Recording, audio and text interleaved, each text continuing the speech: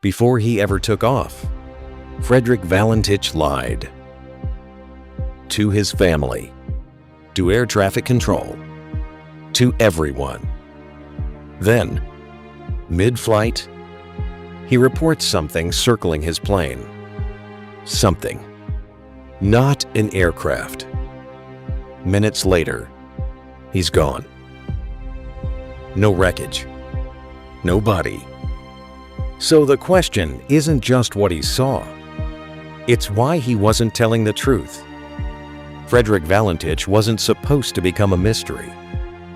He was just 20 years old, chasing the sky. Born into an Italian immigrant family in Melbourne, he grew up convinced flying was where he belonged.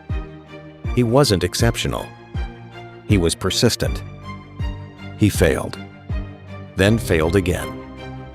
Still, he kept logging hours, chasing a future that always seemed just out of reach. And then there was Rhonda, someone who kept him grounded. 6 days before his final flight, he told her something that didn't sound like a joke when he said it. If a UFO appeared, I would go with it. But not without you. But on October 21st, he went alone. But here's what nobody talks about. Frederick Valentich lied.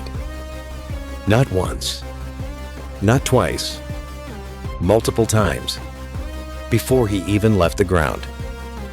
He told the briefing officer he was picking up passengers from King Island.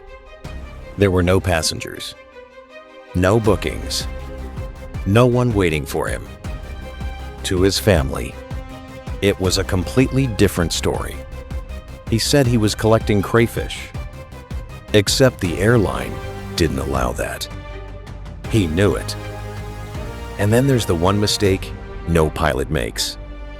He never requested runway lights for King Island. Night landing, over open water, total darkness, no margin for error. And that's where the story stops making sense. Where was he really going? Meeting someone? Running from something? Or setting something up? Whatever Frederick Valentich was planning that night, it didn't go as planned. It is 7 p.m. The voice comes through steady. Melbourne. Is there any known traffic below 5,000 feet? Check radar. Nothing. Negative. Then, there's something below me. A large aircraft. What exactly is seeing up there? Silence.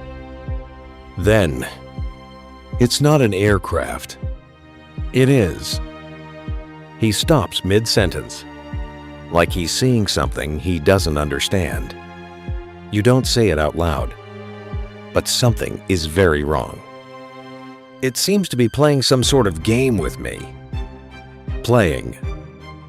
The word doesn't belong here. It's flying over me. 3 times. It has a green light. Metallic. No one speaks. Even the static feels louder. What is your altitude? 4,500. Descending. His voice shifts. Less controlled. It is hovering. And it's not an aircraft. Then, a sound cuts in. Harsh. Tearing. Like metal being twisted apart. You tighten your headset. Say again. The noise grows louder. Violent. Unnatural. Then, nothing. The line stays open, but whatever was on the other end is gone. You wait. He never comes back. And that silence becomes the loudest part of the entire transmission. People have tried to explain this for decades. None of it fully works. First, UFO abduction. That same night, witnesses across Bass Strait reported lights that shouldn't have been there. A man named Roy Manifold even captured a photograph of something in the sky. If Valentich saw the same thing, then his final words change meaning. Second, pilot disorientation. He was inexperienced. He failed exams. Over open water at night, your eyes lie to you. Reflections. False horizons. Maybe he chased something that wasn't real and lost control. Third, he staged it. The lies. The fuel. No runway light request. No wreckage. No body. No aircraft. It's the only version where he survives. But it creates a new problem. Why leave behind fear that sounds real? The only theory that explains all the evidence? We don't have one. What he saw in the sky, or why he lied before he ever got there. The controller never forgot that night, and it never left him. Because you can replay it 100 times, it doesn't get clearer. The last confirmed words of Frederick Valentich were simple. It is hovering, and it's not an aircraft. And maybe that's not the part that matters most. Not the object, not the disappearance, but everything that came before it. The lies, the contradictions, the feeling that something had already been set in motion. Because if the object was real, then he encountered something unknown.